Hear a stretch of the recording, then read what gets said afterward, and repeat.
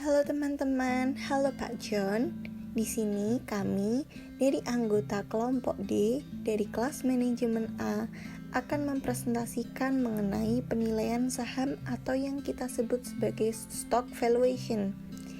Anggota kami terdiri dari 7 orang. Yang pertama ada saya, Cendana Wangi 001, Maria Sekar Ayu 004, Yosia Yoga Pratama 006, Ketut Rada Mas Kristiani 009, Desi Alvina Putri Jatmiko 018, Tesalonika Grovariananda 031, dan yang terakhir ada Yohanes Bima Riandra Putra nomor 035. Di sini saya akan menjelaskan mengenai pengertian dari saham sendiri. Saham atau yang disebut stok merupakan instrumen investasi yang menarik. Pastinya sudah tidak asing lagi di telinga kita mengenai saham. Para investor muda biasanya tertarik untuk berinvestasi saham dari berbagai tawaran perusahaan pialang saham dan dapat diakses melalui gadget. Pemilik saham memiliki hak untuk mendapatkan dividen sesuai dengan saham yang mereka miliki. Imbal balik atau disebut return bagi para investor saham dikenal sebagai sebutan dividen yang biasanya diterima setiap akhir tahun. Terdapat dua macam saham. Yang pertama, saham preference. Saham preference sendiri adalah suatu saham yang mana nilai pembagian labanya tergolong tetap. Dan saat perusahaan menderita kerugian, maka para pemegang saham preference tersebut akan memberikan atau diberikan prioritas utama dalam hal pembagian hasil penjualan aset perusahaan. Yang kedua, adanya saham biasa atau yang kita sebut sebagai common stock. Suatu saham yang bisa diklaim berdasarkan dari keuntungan dan kerugian yang ada pada suatu perusahaan. Perbedaan kedua jenis saham ini terletak pada pembagian dividen, di mana untuk dividen saham preference selalu rutin dibagi pada periode dan besaran tetap sesuai dengan yang dijanjikan. Sedangkan yang saham biasa jumlah dividennya belum tentu sama dan belum tentu rutin dibagikan, sehingga untuk menghitung penilaian saham jenis ini agak sulit dan lebih kompleks. Terdapat dua macam saham, yaitu saham preference atau preference stock dan saham biasa atau common stock. Perbedaan kedua jenis saham ini terletak pada pembagian dividen, di mana untuk saham preference, dividennya selalu rutin dibagi setiap periode dan besarannya pun sama dengan yang dijanjikan. Sedangkan untuk saham biasa, jumlah dividennya belum tentu sama dan belum tentu rutin dibagikan, sehingga untuk menghitung penilaian saham jenis ini agak lebih sulit dan lebih kompleks. Penilaian saham preference atau preferred stock valuation. Karena jumlah dividen yang dibagikan sama dan rutin setiap tahunnya, maka perhitungan penilaian saham seperti menghitung anuitas. Dan karena investasi saham tidak mengenal jatuh tempo atau usia saham, maka anuitas tersebut adalah anuitas sampai dengan waktu yang tak terhingga atau disebut perpetuity. Jadi, penilaian saham preference ini adalah penjumlahan present value semua penerimaan dividen dari tahun pertama hingga tak terhingga dengan menggunakan tingkat suku bunga yang disyaratkan investor. Untuk memperjelas, amatilah pada gambar X.1 berikut ini. Pada tahun yang pertama, yaitu menggunakan rumus D dibagi kurung buka 1 plus I kurung tutup pangkat 1, karena pada tahun yang pertama. Untuk pada tahun yang kedua, menggunakan rumus D dibagi kurung buka 1 plus I kurung tutup pangkat 2 karena pada tahun yang kedua. Pada tahun yang ketiga menggunakan rumus D dibagi kurung buka 1 ditambah I kurung tutup pangkat 3 karena pada tahun yang ketiga. Untuk tahun yang keempat menggunakan rumus D dibagi kurung buka 1 plus I kurung tutup pangkat 4 karena pada tahun yang keempat. Hal ini berlaku sampai tahun yang tak terhingga menggunakan rumus D dibagi kurung buka 1 plus I kurung tutup pangkat tak terhingga karena pada tahun yang tak terhingga bisa tahun ke-10 maupun 20 ataupun 30 dan seterusnya. Gambar X.1 merupakan skema rentang waktu penilaian saham sebuah preferen. Rumus penilaian saham preferen. Oleh menerima saham dari tahun pertama sampai dengan tidak terhingga, maka untuk menghitung nilai saham preferen dipergunakan rumus present value dari perpetuity. Untuk rumusnya, VPS sama dengan DPS dibagi KPS, di mana VPS adalah nilai saham preferen, DPS adalah dividen saham preferen, dan KPS adalah tingkat keuntungan yang disyaratkan. Contoh soal. Si A mendapatkan saham preferen yang memberikan dividen per tahun selamanya sebesar 1.000. Dengan asumsi tingkat keuntungan yang disyaratkan investor sebesar 8% per tahun, maka hitunglah berapa nilai saham preferen tersebut. Untuk menjawabnya, diketahui DPS sama dengan 1.000, KPS sama dengan 8% per tahun. Lalu untuk menjawabnya kita menggunakan rumus VPS sama dengan DPS dibagi KPS, yaitu 1.000 dibagi 8%. Hasilnya adalah 12.500. Jadi saham preferen tersebut bernilai 12.500. Selanjutnya adalah saham biasa atau common stock valuation. Saham biasa memiliki perhitungan yang sedikit lebih rumit dibandingkan melakukan perhitungan pada saham preferen. Karena pada saham biasa, dividen belum tentu dibagikan dan besaran dividen yang dibagikan per lembar sahamnya belum tentu sama setiap tahunnya. Keputusan apakah laba bersih akan dibagi kepada para pemegang saham dan berapa besarnya dividen per lembar saham selalu diputuskan dalam rapat umum pemegang saham atau RUPS. Adapun rumus untuk menentukan saham biasa yaitu P0 sama dengan DT per kurung buka 1 plus KS kurung tutup pangkat T, di mana P0 itu adalah harga saham yang diharapkan, DT merupakan dividen periode ke-T, dan KS merupakan tingkat keuntungan yang diisyaratkan investor pada saham. Di sini saya akan memberikan satu contoh soal.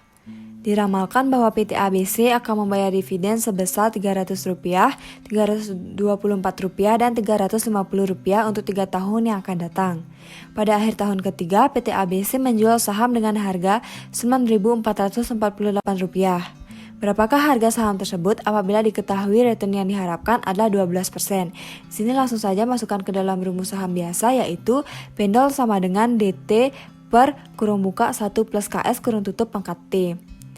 Di mana PV sama dengan 300 per kurung buka 1 ditambah 0,12 kurung tutup pangkat 1 ditambah 324 per kurung buka 1 ditambah 0,12 kurung tutup pangkat 2 ditambah 350 ditambah 9.448 per kurung buka 1 ditambah 0,12 kurung tutup pangkat 3 dapatkan hasil 7.500. Jadi harga saham tersebut adalah 7.500.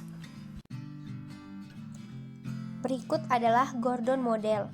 Di sini Gordon Model adalah penilaian saham yang bertumbuh atau growth, yang artinya pertumbuhan secara konstan. Ini pertama kali diperkenalkan oleh Myron J. Gordon sehingga sering dikenal dengan sebutan Gordon Model.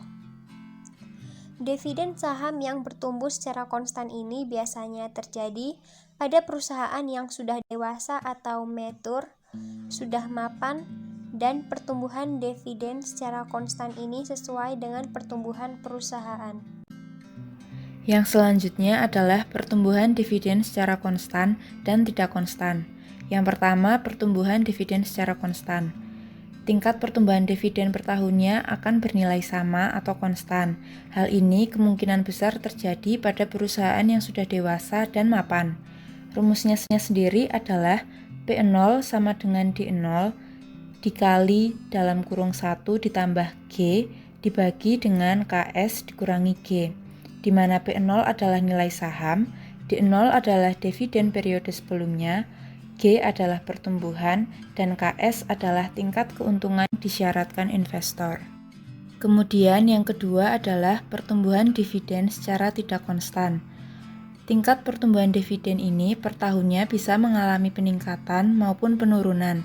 Hal ini sering terjadi karena ada pengaruh dari keadaan ekonomi maupun siklus dari hidup perusahaan itu sendiri. Untuk menghitung nilai sahamnya, ada beberapa rumus yang digunakan.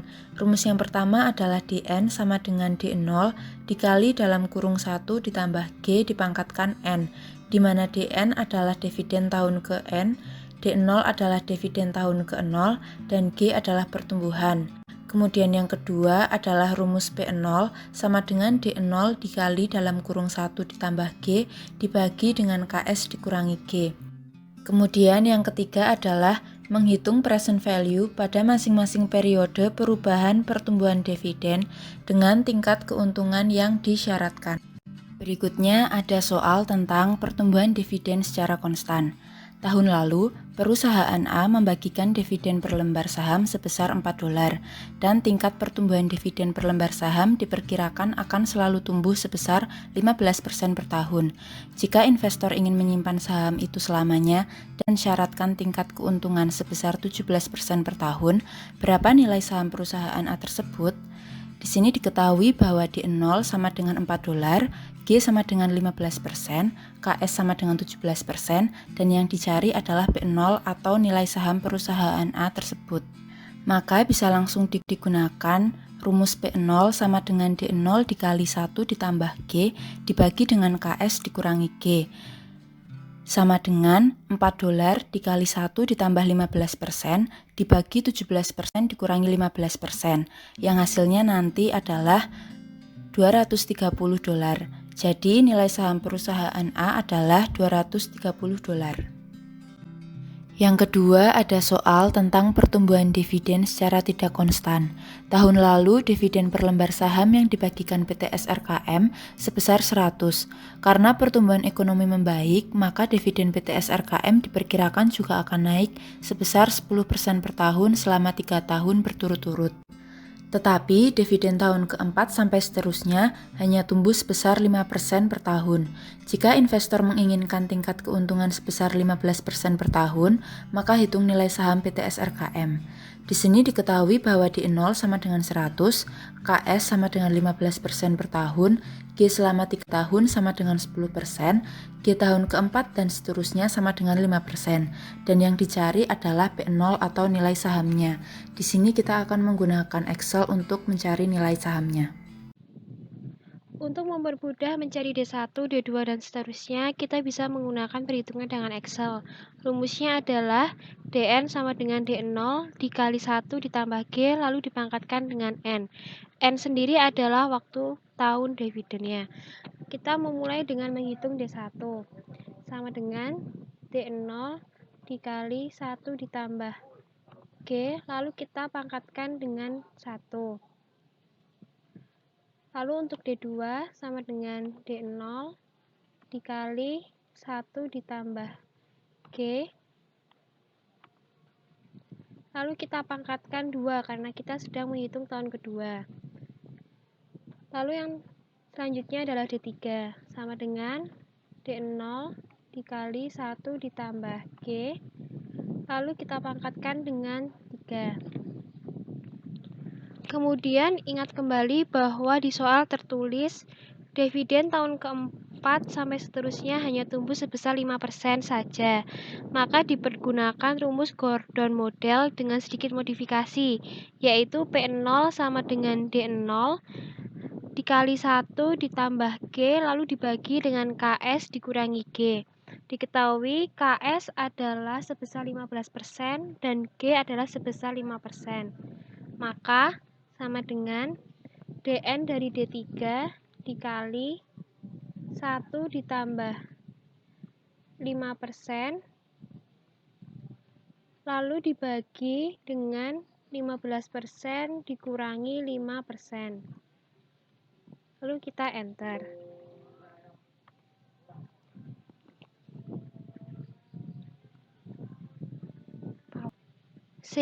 Sehingga dapat diketahui P0 adalah D3 ditambah dengan D4.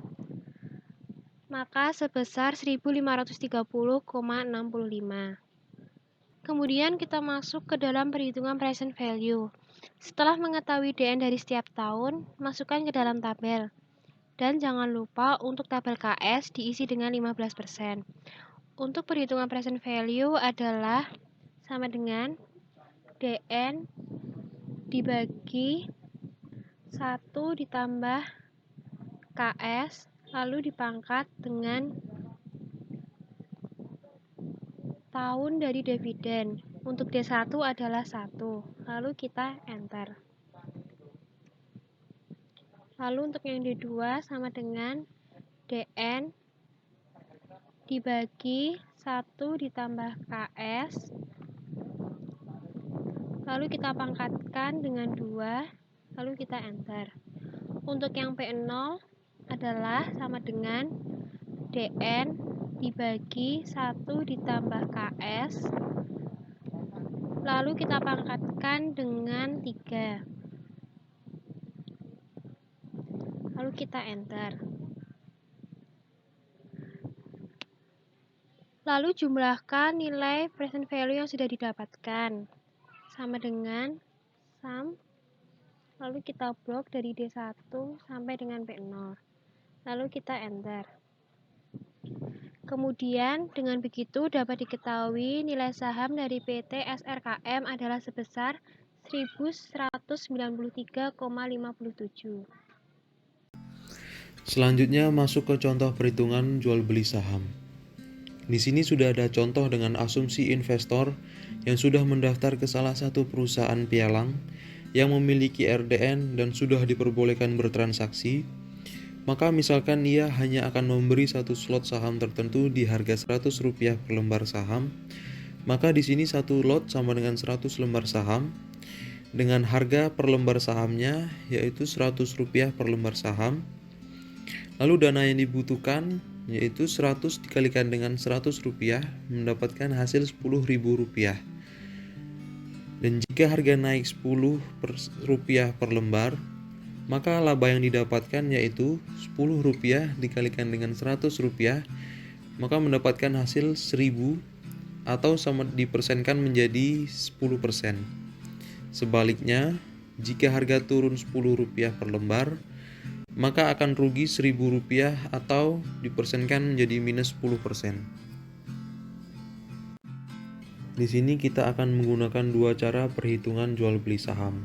Yang pertama menggunakan cara perhitungan average down. Perhitungan average down diartikan membeli bertahap pada saat harga saham mulai turun. Aktivitas ini dilakukan harga rata-rata per lembar saham yang dimiliki juga akan ikut turun.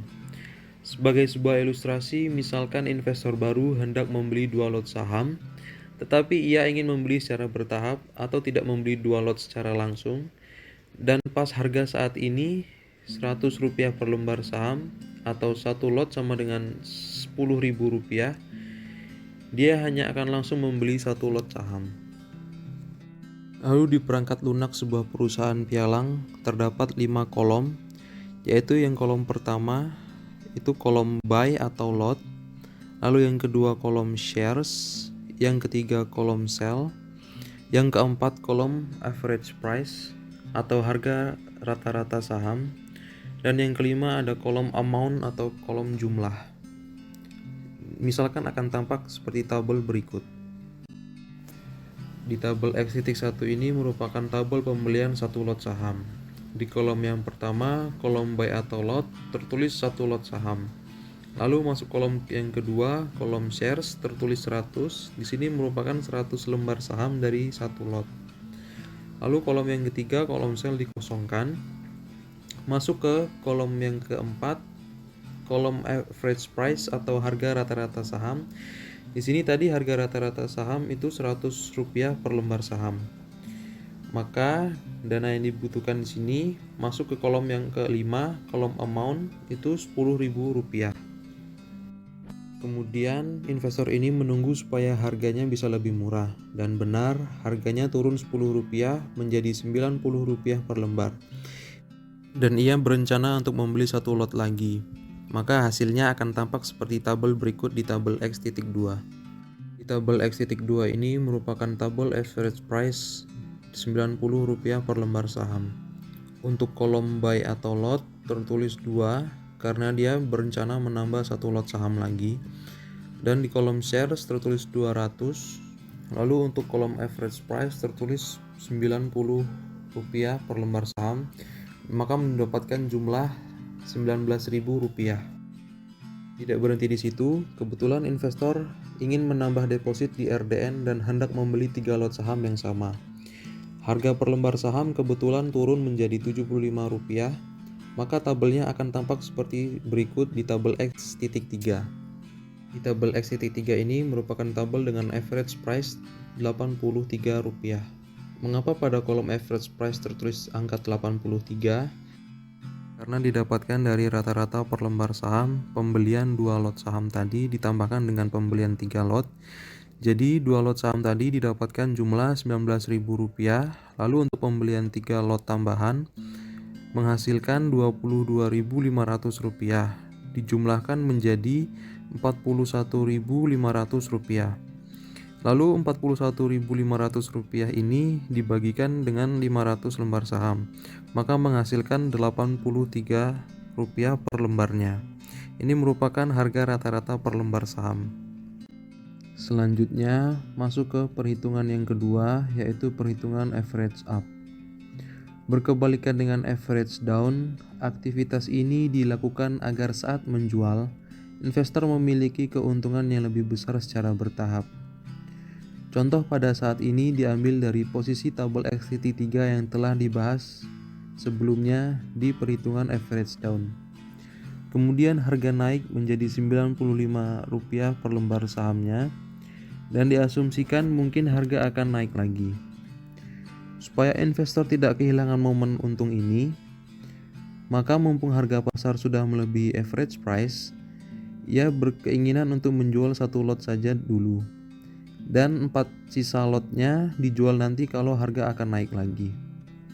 Oleh karena itu, tabelnya akan berubah menjadi berikut di tabel X.4 pada tabel portofolio. Jadi, dengan menjual 1 lot atau 100 lembar saham di harga per lembar Rp95, investor untung sebesar 1.200 didapatkan dari 100 lembar dikalikan dengan 95 dikurang 83. Cara bermain saham. Cara bermain saham akan membantu pemula untuk memulai investasi. Berinvestasi di pasar saham adalah cara paling umum bagi pemula untuk mendapatkan pengalaman investasi. Adapun cara bermain saham yaitu dengan cara memahami apa itu saham. Saham merupakan investasi ekuitas yang mewakili kepemilikan hukum dalam suatu perusahaan. Memahami apa itu saham akan memberikan gambaran bagaimana mekanisme saham tersebut dapat dijalankan. Selain itu, pemula harus memahami keuntungan dan risiko yang biasa terjadi di dalam investasi saham. Berinvestasi juga akan disertai dengan risiko kerugian. Dengan mengetahui risiko ini, pemula akan lebih siap menghadapi apapun yang akan terjadi ke depannya. Sebab, semakin besar keuntungan, maka akan semakin besar pula risiko yang mungkin terjadi. Cara bermain saham untuk pemula yang penting selanjutnya adalah menyiapkan dana minimal. Memisahkan dana investasi dengan dana sehari-hari menjadi salah satu pengaturan keuangan yang penting. Usahakan dana yang digunakan adalah dana yang diniatkan untuk diinvestasikan. Cara bermain saham selanjutnya adalah dengan menentukan mana perusahaan sekuritas. Perusahaan sekuritas adalah perusahaan yang telah mendapatkan izin usaha dari OJK untuk dapat melakukan kegiatan usaha sebagai perantara pedagang efek, penjamin emisi efek, atau kegiatan lain yang sesuai dengan ketentuan yang telah ditetapkan oleh pengawas pasar modal. Cara bermain saham selanjutnya adalah membuka rekening efek di perusahaan sekuritas yang sudah dipilih. Di rekening ini nantinya pemula akan menyetor uang. Dengan uang ini pemula bisa membeli saham yang diinginkan. Demikian hasil presentasi kelompok kami tentang penilaian saham. Terima kasih.